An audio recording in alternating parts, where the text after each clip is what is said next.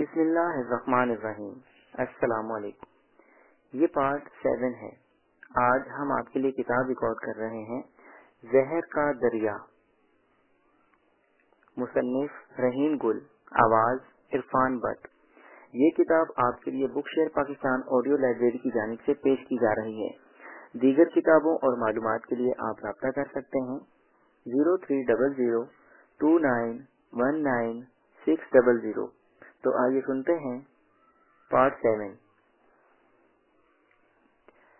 صفحہ نمبر 127۔ راجی غیر ارادی طور پر اس کانپتے ہوئے سائے کو دیکھ رہی تھی۔ سامنے تاک میں ایک دست کا گلاس اور کچھ مٹی کے برتن پڑے تھے جن پر ہلکی ہلکی گرد کی تہ جم گئی تھی۔ پچھلی دیوار پر لکڑی کی کھونٹی پر راجی کے میلے کپڑے لٹک رہے تھے جو اس نے آج صبح اتارے تھے اور پھر دھوئے نہ تھے۔ فرش مٹی کا تھا جس کی سطح ہموار تھی، کہیں سے ابری کہیں سے دبی۔ راجی نے اس پر کبھی توجہ نہ دی تھی۔ ایک کونے میں جلنے والی لکڑیاں اور اپلے پہ ترتیبی سے پڑے تھے۔ چھت دھوئیں سے بالکل سیاہ ہو گئی تھی۔ دیواروں پر جمے ہوئے گرو کے چھوٹے چھوٹے ذرے بھورے رنگ کے نقطے بن گئے تھے۔ راجی جان بوجھ کر ان سب چیزوں کو نظر انداز کرتی رہی تھی، لیکن آج راجی نے کانپتے لرزتے سائے کو دیکھتے دیکھتے یہ فیصلہ کر لیا، کل سے یہ نہیں ہوگا۔ سب کمرہ جھاڑوں گی، ہر چیز باہر نکال کر صاف کروں گی اور پھر ترتیب سے انہیں جماؤں گی۔ دیواروں اور فرش تک کو بھی لیپ دوں گی۔ اس میں مشکل ہی کیا ہے؟ گوبر اور مٹی ملا ملا کر اس نے گاؤں کے کتنے گھر لیپ دیے تھے۔ اس گندی کال کوٹری میں کوئی آ جائے تو کیا سمجھے؟ اور پھر راجی نے وہ سب کچھ کر دکھایا جو سوچا تھا۔ راجی اب بے حد خوش تھی، بے حد مطمئن۔ زندگی کی ساری گھٹن ختم ہو گئی تھی۔ اب اس کوٹری میں ایک سادگی، ایک ترتیب، ایک نفاست تھی۔ اس کے جسم پر کپڑے بھی اب میلے نہ ہوتے۔ اس کے پیروں اور ہاتھوں میں غیر قدرتی کھردرے پن کی بجائے اب فطری ملائمت آ گئی تھی۔ اس کی روح کی طرح سارا ماحول زندگی سے رچ بس گیا تھا۔ لیکن سعید کی سنجیدگی میں ایک عجیب سی جھنجھلاہٹ اور تردد شامل ہوتا جا رہا تھا۔ وہ اس نئی صورتحال سے بے حد سہما ہوا تھا۔ وہ بے طرح کرتا سوچتا، دل ملاتا، کوئی حل، کوئی تجویز اس جھنجھلاہٹ اور پریشانی کا مداوا بن سکتی ہے۔ کوئی بچاؤ، کوئی صورت احساسات کی اس تلخی کو دور کر سکتی ہے۔ وہ جتنا سوچتا اتنا زیادہ پریشان ہوتا، لیکن راجی کو کوئی غم نہ تھا۔ وہ اپنے پھولے ہوئے پیٹ پر فخر کرتی تھی۔ میں ماں بنوں گی، ماں، کوئی مجھے بھی ماں کہہ کر پکارے گا۔ اب میں بھی کسی پر اپنا ہونے کا دعویٰ کر سکوں گی۔ میں ایک ننھے منھے بچے کو جنم دوں گی۔ وہ بڑا ہوگا، جوان ہو جائے گا، پھر بھی میں اس کی ماں کہلواؤں گی۔ وہ مجھے ماں ہی کہے گا۔ کتنی بڑی تسلی کا سہارا لیے ہوئے تھی راجی۔ گاؤں کی عورتیں اس سے مذاق کرتی، طنز کرتی، گالیاں دیتی، کلموہی، کلنکار، حرام کا پیٹ، شرم نہیں۔ تو کوئی مذاق کرتی۔ راجی کس سے؟ کون تھا وہ؟ کوئی دلاسا دے کر پوچھتا، ارے بتاؤ بھی، کب تک چھپائے رکھو گی؟ شادی کرا دیں کہ تمہاری سے؟ لیکن راجی کے پاس صرف ایک ہی جواب تھا، گالی، مذاق، طنز، کچھ بھی ہو بس۔ وہ ہنس دیتی، اور ہنسی بھی ایسی جس میں ڈر، شرم اور غصے کے بجائے فخر، عزم اور فتح کی چمک ہوتی۔ دوسرے لوگ جھنجھلا کر چڑ جائیں تو چڑ جائیں اس کی بلا سے۔ وہ اپنی سانسوں کا نچوڑ، اپنی تمناؤں کا ثمر ضرور دیکھے گی۔ سعید کو سوچتے سوچتے صرف ایک ہی پناہ مل سکی، راجی اسے بچا سکتی ہے۔ اندھیاروں میں بوئے ہوئے بیج سورج کی کرن دیکھتے ہی پھوٹ پڑیں گے۔ وہ راجی کے قدموں میں گر پڑا، راجی، میری عزت۔ راجی پہلے تو حیران رہ گئی، مگر پھر یہ خاکساری اسے پسند آ گئی۔ وہ مسکرا پڑی۔ سعید چیخا، راجی تم بیوقوف ہو، تم اسے مذاق سمجھتی ہو۔ میں نے تمہارے قدموں میں سر رکھا ہے، میں تم سے بھیک مانگتا ہوں۔ راجی، اپنی عزت کی، اپنے وقار کی، اپنی زندگی کی، تم میرا کہنا نہ مانو گی تو میں خودکشی کر کے مر جاؤں گا، ہمیشہ کے لیے خاموش ہو جاؤں گا۔ راجی نے سعید کا یہ رخ کبھی نہ دیکھا تھا۔ وہ اسے پھٹی پھٹی آنکھوں سے دیکھنے لگی۔ سعید نے اس کے ہاتھوں کو پکڑ کر دبایا۔ راجی، تم یہ سب باتیں نہیں سمجھتی، تمہاری حالت دیکھ کر لوگ کیا باتیں کریں گے، اور جب بچہ پیدا ہوگا تو کیا کیا باتیں نہ ہوں گی. تم ہنس کر ساری دنیا کو ٹال سکو گی؟ یہ نہیں ہو سکتا. معاشرہ تم سے پوچھے گا, حکومت اس کے باپ کا پتہ چلائے گی. یہ راز نہیں رہ سکتا, اور جب یہ راز نہیں رہے گا تو میں گلے میں پھندا لگا کر مر جاؤں گا یا زہر کھا کر سو جاؤں گا. صرف تم ہی مجھے بچا سکتی ہو راجی, صرف تم. راجی جھنجھلا اٹھی. تو پھر میں کیا کروں؟ راجی. سعید ایک نئے انداز میں اس کا نام لے کر خاموش ہو گیا. جو کچھ اس نے سوچا تھا وہ سوچنا سہل تھا, لیکن اس کا کہنا بہت مشکل. جو بات اپنے لیے گوارا نہ ہو اسے دوسرے کے سر سونپنا کتنا بڑا المیہ ہوتا ہے. راجی, بس تم مجھے بچا سکتی ہو. اس کے لیے تمہیں کیا کرنا ہوگا یہ تم خود سوچ لو. تمہارا فیصلہ میری زندگی اور موت کا فیصلہ ہوگا. راجی رو پڑی, مگر اس کا رونا عام رونے سے بالکل مختلف تھا. اس کی نظریں فرش پر جمی ہوئی تھیں اور اس کے آنسو اس کے رخساروں پر لڑک رہے تھے. راجی, سعید نے اس کے گیلے رخساروں پر ہونٹ رکھ دیے.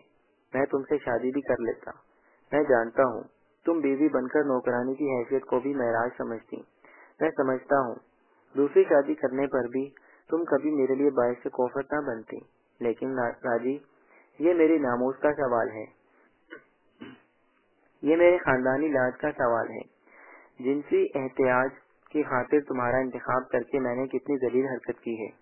جب لوگ یہ جان جائیں گے تو میری ساری تعلیم پر پانی پھر جائے گا. میرا سارا وقار مٹی میں مل جائے گا. میرے مستقبل کی ساری چمک دمک اس داغ کے سامنے مانند پڑ جائے گی. میں یہ برداشت نہ کر سکوں گا راجی کہ میرے ماضی کا ایک نقطہ میرے دامن پر ساری دنیا دیکھتی رہے. راجی, میرے ماتھے پر لگا ہوا کلنک کا ٹیکا تمہارے آنسوؤں سے مٹ جائے گا. تم اسے دھو سکتی ہو, تم اسے مٹا سکتی ہو. راجی رو رہی تھی. اس کے آنسوؤں میں ایک اقرار لرز رہا تھا. اس کے رونے میں سسکیاں نہ تھی, لیکن اس سکوت میں ایسی دلدور سیخ کی بجلیاں گونج رہی تھی جس میں ایک عزم تھا, ایک روشنی تھی, اور جس میں مظلومیت کی شکتی تھی. سعید اس کیفیت کو سمجھ رہا تھا. راجی کے ہاتھ چھوڑ کر وہ اٹھا. دروازہ کھلا تھا. باہر نکلنے لگا تو اس کا سر اوپر کی چوکھٹ سے ٹکرایا. اس سے پہلے ایسا کبھی نہیں ہوا تھا. وہ سر جھکا کر اندر آتا اور سر جھکا کر باہر نکلتا, لیکن آج دروازے کی اونچائی وہ بھول گیا تھا. اس کی پیشانی سے خون نکلا. گھر پہنچ کر اس نے زخم دھویا اور پھر اس پر پٹی باندھ دی. شاید کلنک کا ٹیکا بھی خون کے ذروں نے دھو لیا تھا. آج سعید شہر سے مقابلے کے امتحان سے واپس آ رہا تھا. اپنی کامیابی کی اطلاع وہ تار سے دے چکا تھا. گاؤں کے چھوٹے سے اسٹیشن پر آج سارا گاؤں اس کے استقبال کے لیے جمع ہوا تھا. اس کا انتخاب سب جج کی حیثیت سے ہو گیا تھا. یہ اس گاؤں کی تاریخ کا سنہرا باب تھا. پھولوں سے لدا ہوا سعید گاؤں کے چھوٹے سے جلوس کے آگے آگے چل رہا تھا. عورتیں چھتوں پر چڑھ کر گاؤں کے سجیلے فرزند کو خوش آمدید کہہ رہی تھی. ان کے گاؤں کا ایک نوجوان مجسٹریٹ بنا تھا, اور یہ کچھ کم فخر کی بات نہیں تھی. اب وہ انصاف کی کرسی پر بیٹھے گا, لوگوں کو سزائیں سنائے گا, دنیا کے مقدمات کے فیصلے کرے گا. اچانک گاؤں کے ایک گوشے سے شور بلند ہوا. عورتیں گلہریوں کی طرح چھتوں سے اتر گئیں. گاؤں میں شاید کوئی اور حادثہ ہو گیا تھا. سعید کا جلوس بھی گاؤں میں داخل ہو چکا تھا. سارا جلوس ہنگامے کی طرف بڑھا. کسی ایک کو حادثے کی تفصیل بتانے کی ضرورت نہیں تھی. ہزار زبانیں, ہزار باتیں. راجی نے پھانسی لگا لی. راجی پھندا ڈال کر مر گئی. راجی کی لاش چھت سے لٹک رہی ہے. راجی نے بچہ بھی جنا ہے. راجی کا بچہ زندہ ہے. راجی مر گئی. تھوڑی دیر بعد سارا جلوس راجی کے دروازے پر کھڑا تھا. راجی کی گردن میں واقعی پھندا پڑا تھا. راجی چھت سے لٹک رہی تھی. راجی کی آنکھیں کھلی تھیں اور زبان باہر لٹک رہی تھی. ایک سانولا سلونا بچہ ٹھنڈے فرش پر پڑا بلبلا رہا تھا. راجی نے ایسا کیوں کیا؟ وہ تو ہمیشہ ہنستی رہی. اپنے بچے کی ماں بننے کی اسے کتنی تمنا تھی. پھر اس نے خودکشی کیوں کی؟ سارا گاؤں نئے مجسٹریٹ سے انصاف طلب کر رہا تھا.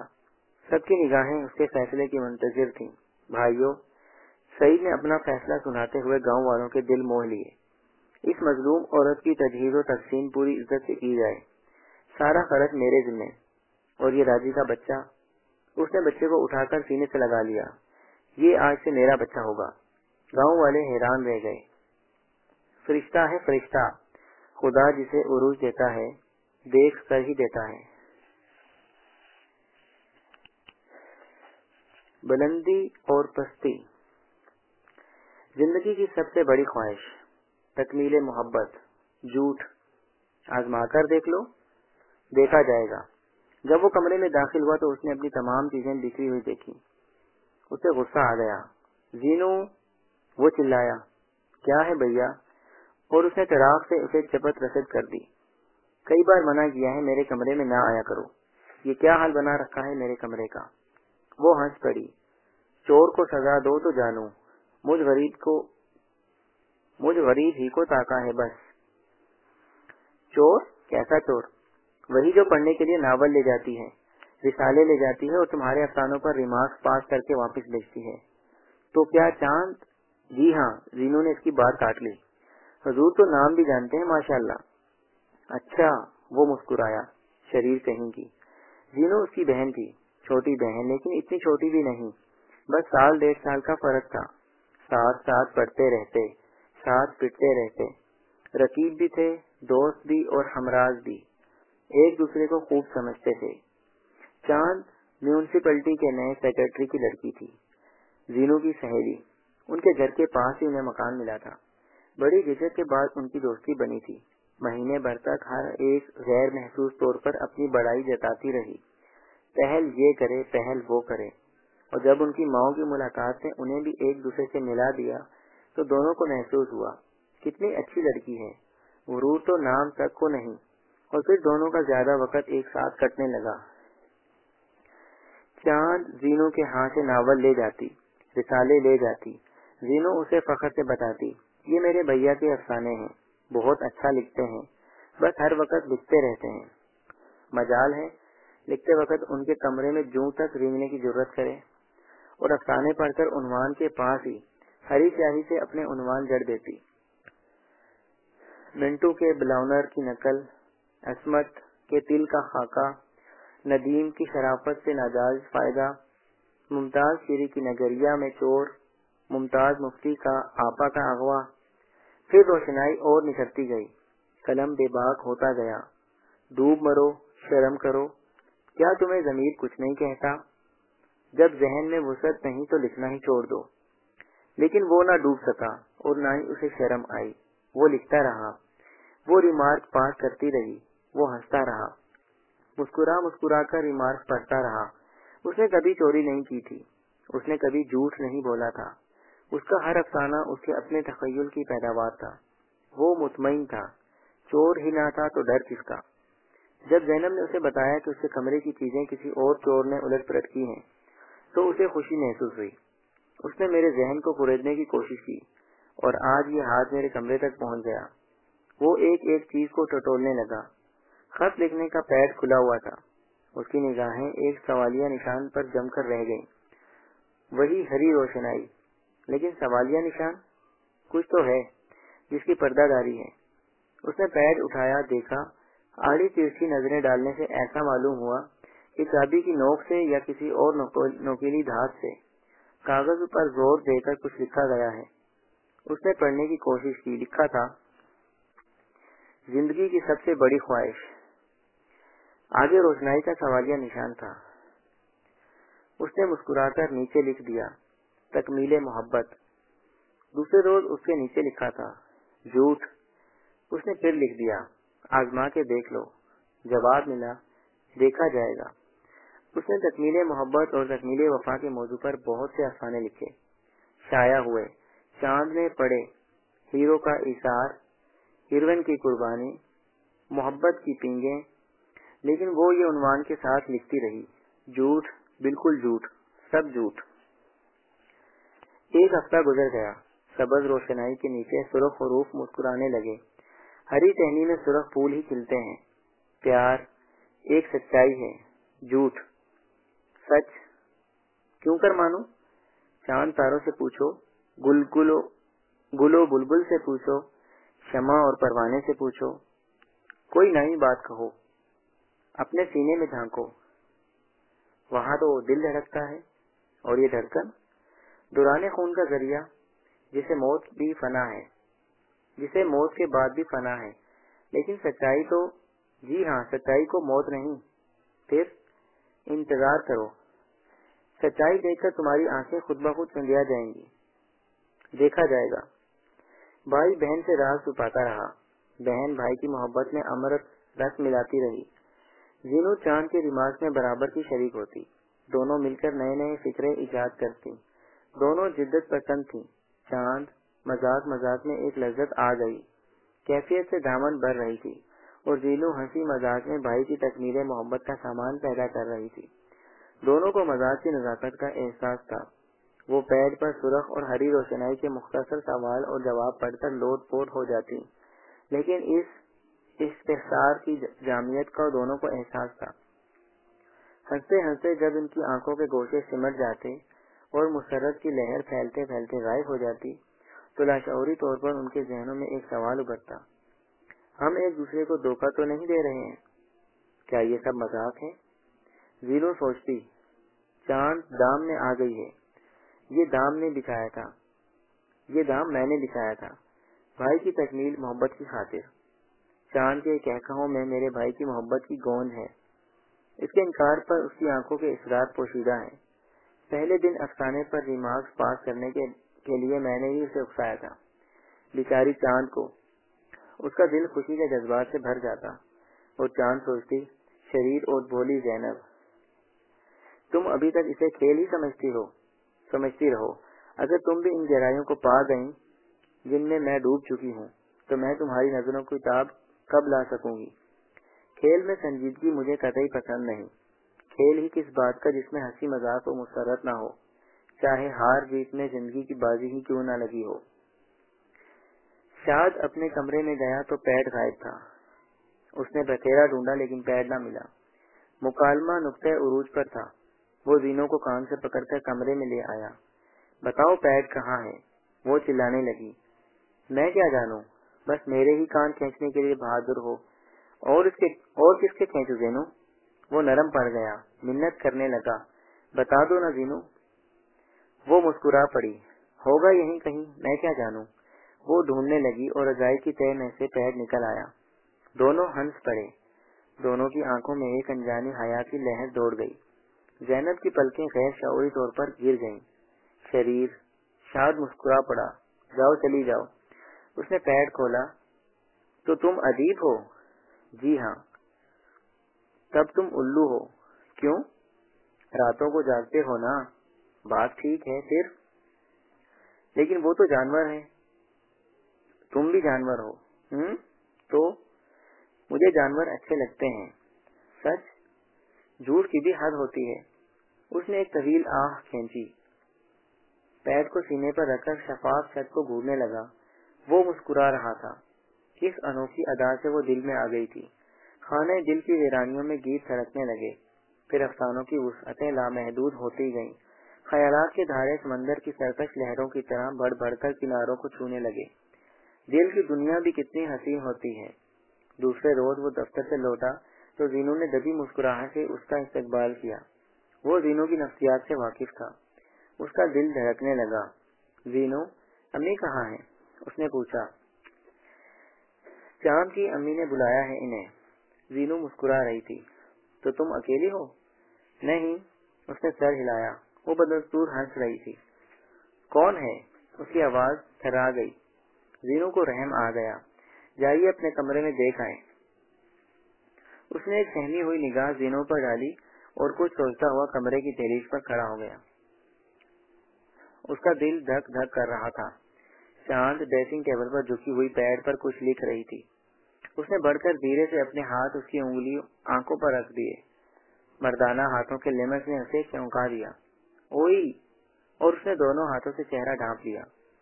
शाद ने मुस्कुराते हुए पैड उठा लिया। हाथ चेहरे से हटाकर वो पैड पर झपटी। छोड़ दो पैड, ये मेरा है। छोड़ दो, नहीं तो मैं रो पड़ूंगी। उसने हंसकर पैड छोड़ दिया। चांद रो पड़े तो सारी कायनात रो पड़े। उसकी तकदीर में तो सिर्फ हंसना ही लिखा है। चांद ने जल्दी से लिखे हुए फिक्रे मिटा दिए। इससे क्या होता है? दिल के नक्श भी कभी मिटने पाए हैं? चांद निकलता है तो किसी से छुपा नहीं रहता। सब दुनिया इसे देख कर पाती है। हटिए, राह दीजिए मुझे। राह? कौन सी राह? मंजिल पर पहुंचकर भी कोई राहें ढूंढता है। शरीफ लड़कियों से बातें करने की तमीज सीखिए। तमीज? वाह, होप गई। वो हंस पड़ा। जानवरों को जैसी बोली सिखाई जाती है उनसे वैसे ही तवक्को रखनी चाहिए। वो मुस्कुरा दी। चांद? तुम सचमुच चांद हो, जमीन का कोई चांद, मेरे दिल की चांदनी, मेरे अफसानों की ख्याली हीरोइन का जो मेरे जहन में रंग और रूप था वो तुम्हारे ही जिस्म में डल डला समा गया है। तुमने पूछा था जिंदगी की सबसे बड़ी ख्वाहिश, मैंने कहा था तकमीले मोहब्बत। तुमने पूछा प्यार, मैंने कहा एक सच्चाई है।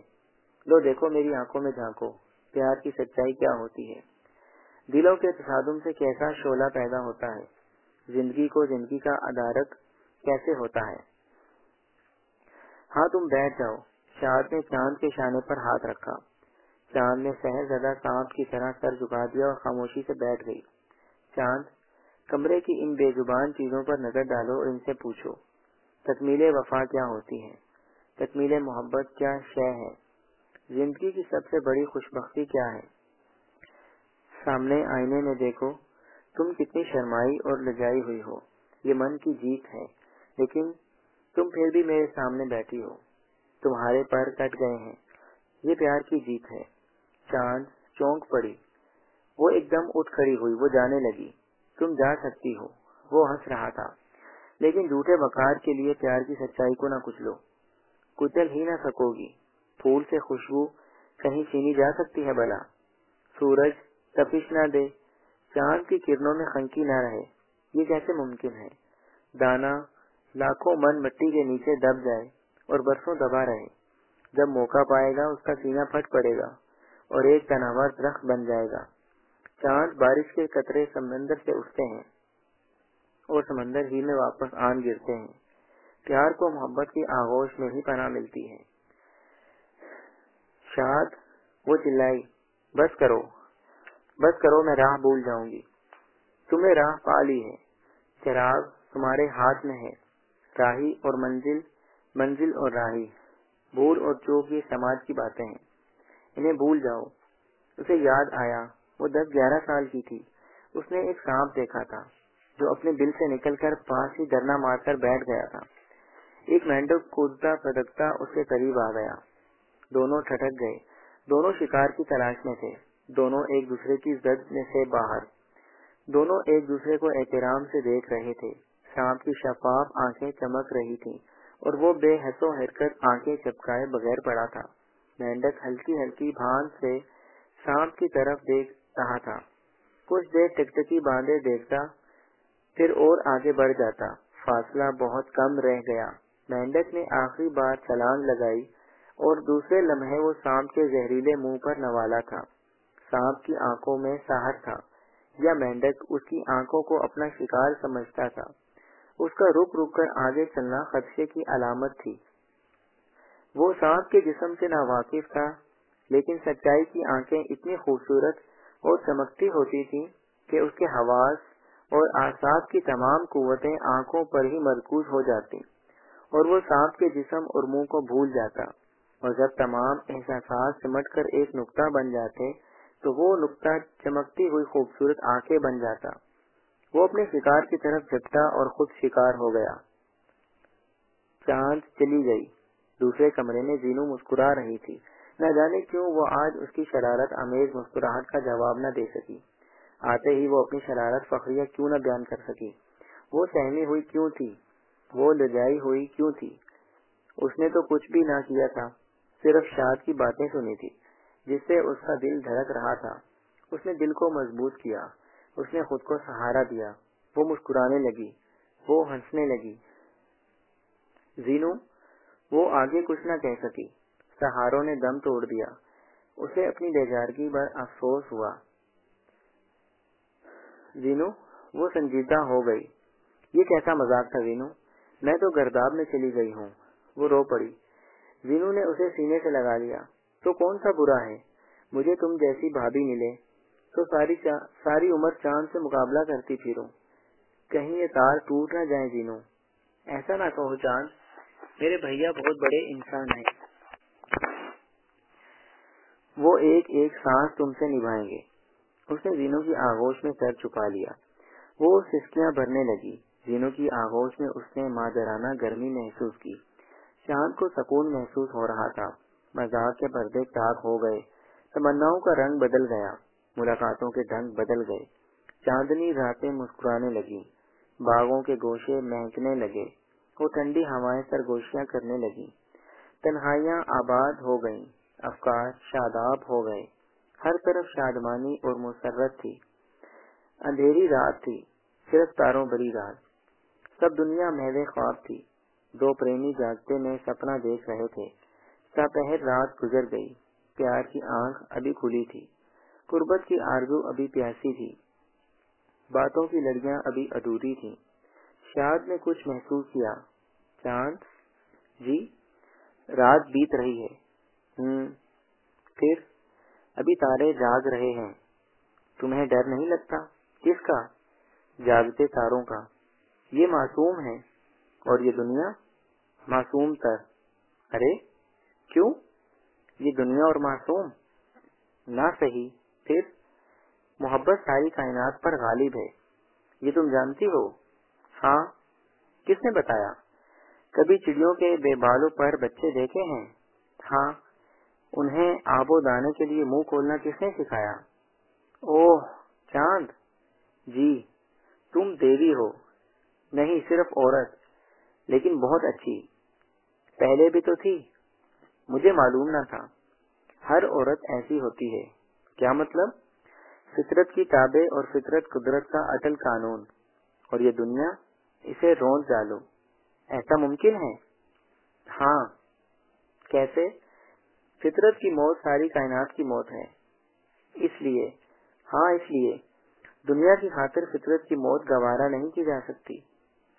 میں سمجھ گیا، تو تمہارا شکریہ ادا کرنا چاہتا ہوں۔ کیسے؟ ایک معصوم سی جنبش کے ساتھ۔ کیوں؟ دل کہتا ہے۔ پر کیوں؟ تاکہ فطرت زندہ رہے۔ سمجھ گئی۔ کیا؟ بس یہی کہ وہ کہتے کہتے رک گئی۔ معصوم سی جنبش کے لیے حرکت پیدا ہوئی۔ چند مقدس اور پرعظمت لمحے پیدا ہوئے۔ نسیم مہک اٹھی۔ رات بیت گئی۔ صبح کے ستارے آخری بار مسکرا کر روپوش ہو گئے۔ دوسری شام باغ کے ایک گوشے میں وہ چاند کا انتظار کر رہا تھا۔ رات کی رانی نے فضا کو مہکاروں سے معطر کر رکھا تھا۔ وہ سبز گھاس کے ہرے قالین پر لیٹا رات کی رانی کی جوان امنگوں سے کھیل رہا تھا۔ کبھی پتی توڑتا، کبھی ننھی منی کونپل۔ غیر ارادی طور پر اس نے کئی پتے توڑ ڈالے اور کئی کونپلیں۔ اس کا کھیل رات کی رانی کے زندگی کا سودا تھا۔ ہوا کا جھونکا آیا، اس کے کانوں میں پارا انڈیل گیا۔ رانی کے پودوں کے جھنڈ کی دوسری طرف سرگوشی ہو رہی تھی۔ زینو جی، کیوں؟ وہ ہنس پڑی۔ یہ تمہاری باجی، کیا ہے اس میں؟ رس امرت اور کچھ؟ مٹھاس، چاشنی اور زندگی ہی زندگی۔ جھوٹے کہیں کے، جھوٹی کہیں کی۔ تم چلی جاؤ نا، ٹھہرو۔ شاد بھوکے بھیڑیوں کی طرح جھپٹا۔ وہ دونوں گتھم گتھا ہو گئے۔ وہ حنیف کے سینے پر چڑھ بیٹھا، گالیاں بکنے لگا۔ ذلیل پاجی، تمہاری یہ جرت جہنم رسید نہ کر دوں تو میرا نام شاد نہیں۔ اس کے منہ سے جھاگ نکل رہی تھی۔ حنیف نے اس سے جان چھڑانا چاہی۔ شاد نے اسے زور کا دھکا دیا۔ وہ شیشم کے درخت سے جا ٹکرایا۔ اس کا سر پھٹ گیا، خون بہنے لگا، وہ گر پڑا۔ شاد مڑا۔ اس نے اپنی بہن زینو کو چوٹی سے پکڑ کر گھسیٹنا شروع کر دیا۔ کمینی کتیا، یہ ہے آزادی کا نتیجہ، دیکھوں گا۔ وہ گر گرانے لگی۔ بھیا، خاموش، رذیل نکٹی، بھیا کہتے ہوئے تجھے لاج نہیں آتی؟ بے حیا، بے شرم۔ وہ بالکل حیوان بن گیا تھا۔ اس نے زینو کو مار مار کر ادھموا کر دیا۔ 3 دن تک مارے غیرت کے گھر نہ آیا۔ چاند زینو کے پاس بیٹھی ہوئی اس کے سر پر ہاتھ پھیر رہی تھی۔ دونوں خاموشی سے ایک دوسرے کو تک رہی تھی۔ دونوں کی پلکوں پر آنسو تیر رہے تھے۔ ناول زہر کا دریا کا پارٹ 7 یہاں اختتام پذیر ہوا۔ اب آپ بقیہ ناول صفحہ نمبر 148 سے سماعت فرمائیں گے۔